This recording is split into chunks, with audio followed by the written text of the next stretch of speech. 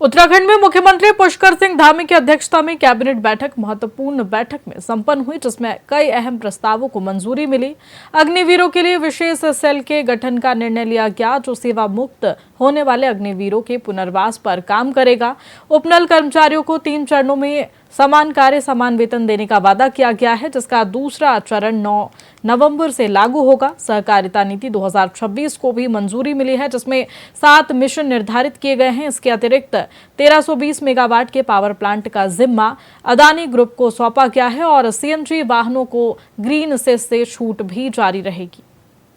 जो था इनका स्वास्थ्य विभाग का ही था, प्रदेश में आम जनमानस को शीघ्र स्वास्थ्य सुविधाओं का लाभ प्रदान करने और विभागीय स्तर पर विशेषज्ञ उपलब्ध न होने के दृष्टिगत औषधियों, सर्जिकल सामग्री, रसायन, उपकरण एवं इम्प्लांट्स की समयबद्ध एवं पारदर्शी अधिप्राप्ति हेतु उत्तराखंड मेडिकल सप्लाईज कारपोरेशन का गठन का प्रस्ताव माननीय मंत्रिमंडल के विचारार्थ रखा गया था, जिसमें माननीय मंत्रिमंडल ने अपनी सहमति दी। यानी कि जो भी अब परचेज होगी दवाओं और मशीनरी की, वो एक कारपोरेशन के माध्यम से स्वास्थ्य विभाग करेगा। सर, इसका नाम एक बार फिर से पढ़ दीजिए।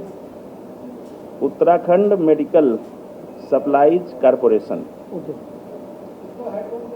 उत्तराखंड कृषि विभाग का था अगला। उत्तराखंड सीड्स एवं तराई डेवलपमेंट कारपोरेशन में कार्यरत तृतीय एवं चतुर्थ श्रेणी के कार्मिकों को अन्य विभागों में सेवा स्थानांतरण भेजने के संबंध में जो उत्तराखंड सीड्स एवं तराई डेवलपमेंट कारपोरेशन के लिए अधिकांश तृतीय श्रेणी एवं चतुर्थ श्रेणी कार्मिकों के कार्य की उपयोगिता सीजनल तक सीमित है, यानी कि फरवरी से मार्च और अगस्त से दिसंबर।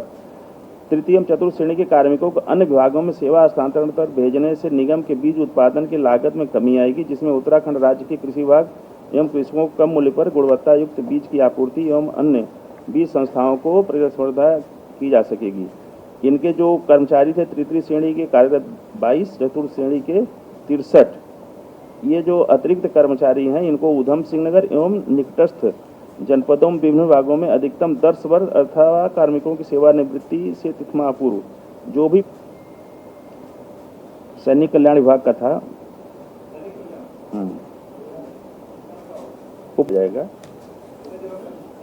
3 की कार्रवाई 1 अप्रैल 2027 से प्रारंभ की जाएगी। पूर्व में निर्णय हुआ था। ठीक है, उपनल के माध्यम से ये हम दे देंगे।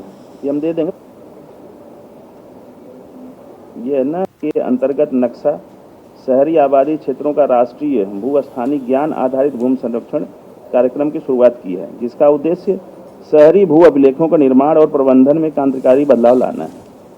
नक्शा कार्यक्रम अंतर्गत स्वामित्व योजना की भांति शहरी भूमि के अभिलेखों के लिए एक व्यापक और सटीक जो भू-स्थानिक डेटाबेस है उसको तैयार करना है। हवाई और ग्राउंड सर्वेक्षणों को उन्नत जीआईएस तकनीक के साथ एकीकृत करके यह कार्यक्रम भूमि प्रशासन में दक्षता बढ़ाएगा